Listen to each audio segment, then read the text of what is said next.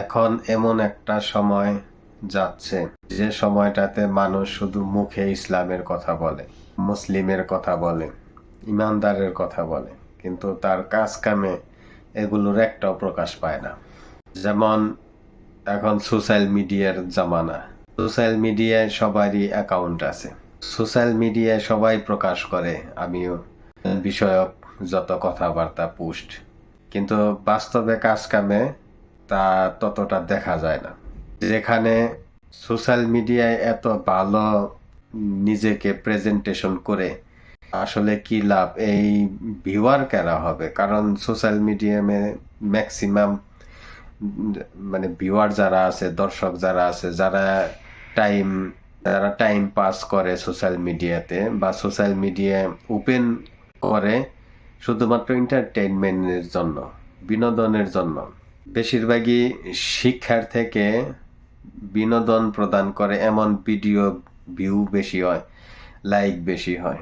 কারণ সোশ্যাল মিডিয়াতে মানুষ আসেই শুধু এইগুলা দেখার জন্য। খুব কম সংখ্যক লোকই আছে যারা শুধু অন্য কিছু শিক্ষা গ্রহণ করার জন্য সোশ্যাল মিডিয়া ইউজ করে।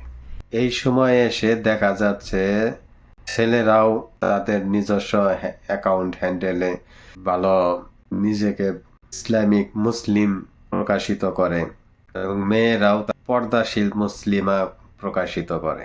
আসলে এমন একটা প্ল্যাটফর্ম সোশ্যাল মিডিয়া যেখানে ভিউয়ার থাকে বেশিরভাগই শয়তান।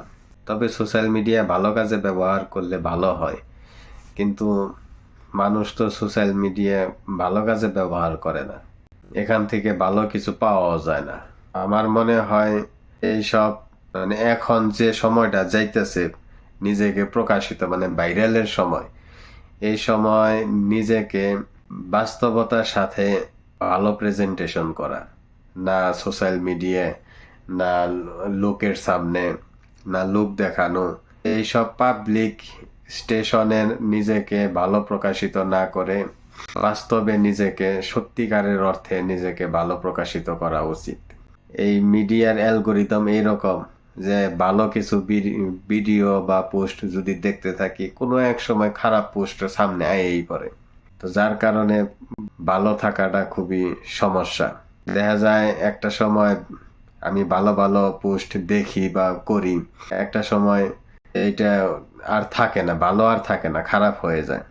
আর ভালো মানুষ যারা, তারা এই সোশ্যাল মিডিয়া বা এই মিডিয়া ব্যবহার কমই করে।